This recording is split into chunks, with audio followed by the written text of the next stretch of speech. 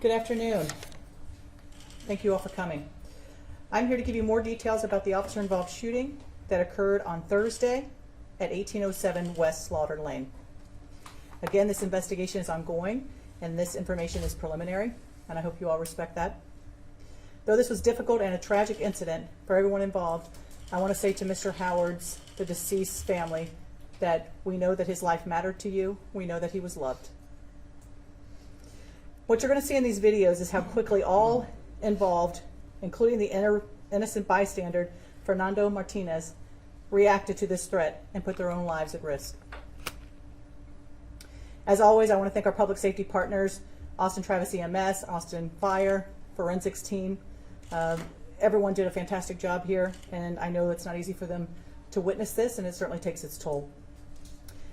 So before I go over the incident of that afternoon, I do want to introduce Fernando Martinez.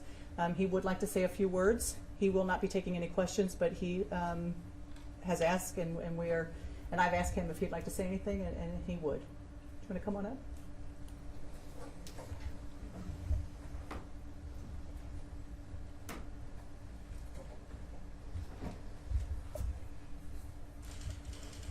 Thank you, everyone, for being here and providing support.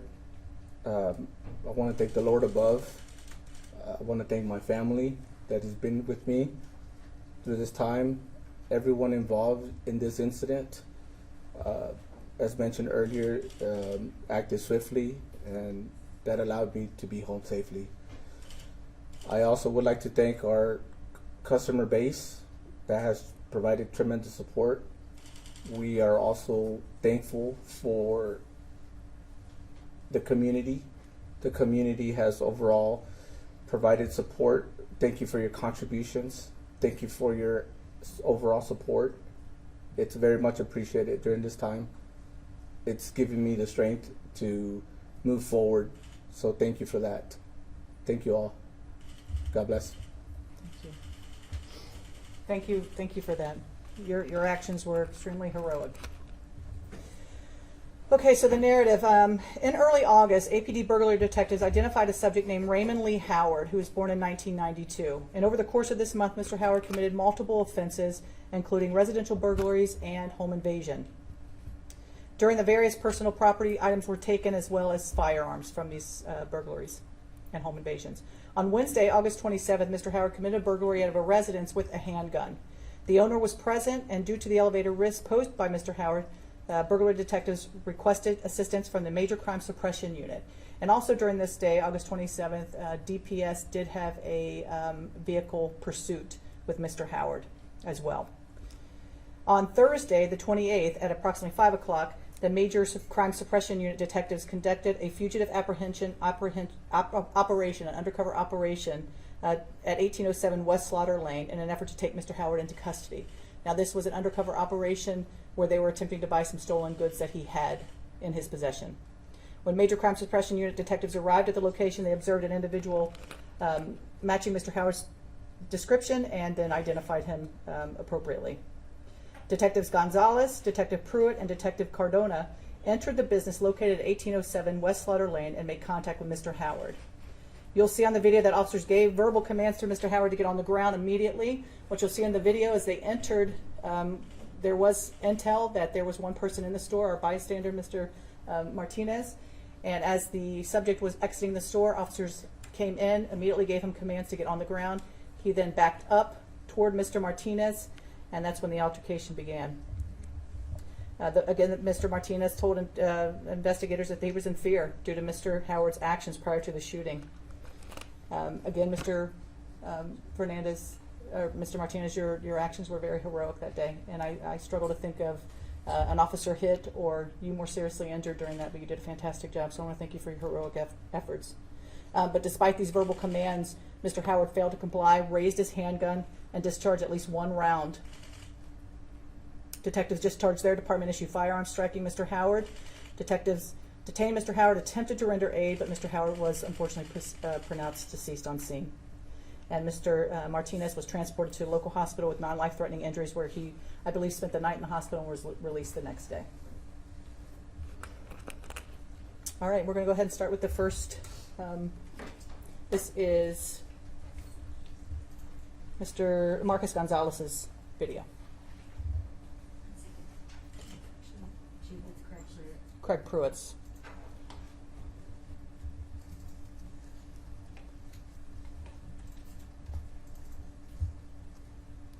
Okay.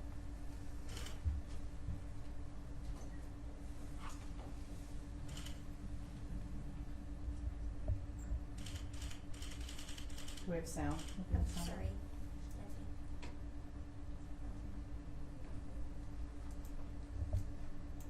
Put the police on the ground! On the ground! I want you to do! Get on the ground! Get on the ground! Pause it. So before this, you can see at that point, he drops a phone. He's about 10 yards from the front door when officers initially entered the store.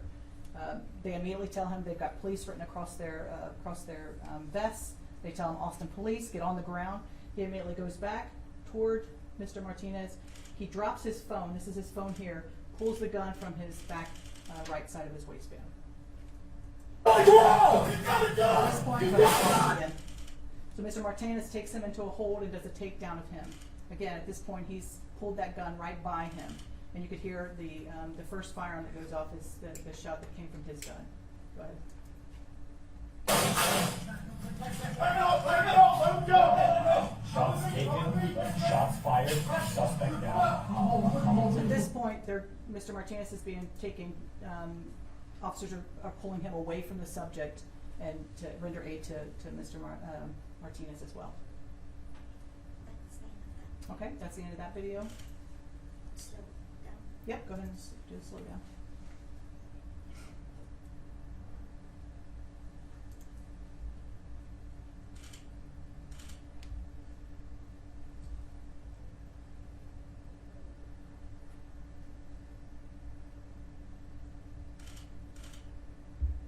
Here goes his phone. He's reaching his back, bringing up his weapon there. And that's when Mr. Martinez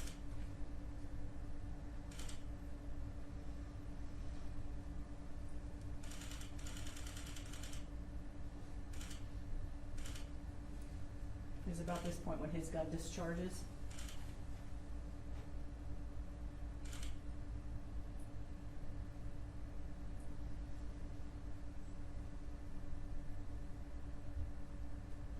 Okay.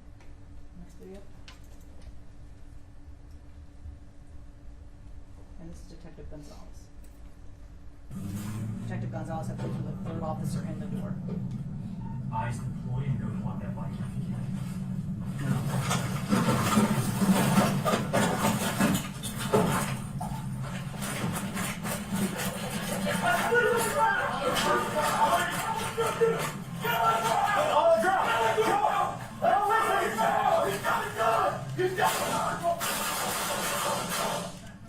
Back up! Back up! Let him go! Come with me! Come with me! Let's get! Check him out! Oh,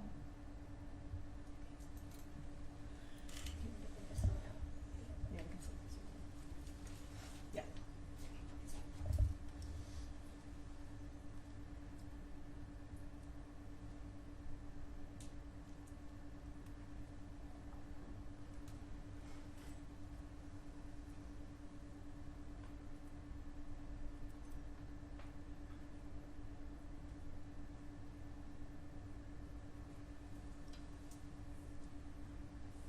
So again, shows the gun.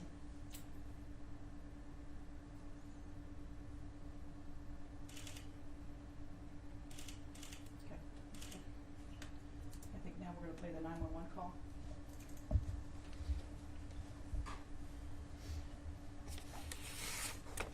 His bike is gonna be facing westbound, looks like he's getting off the bike now.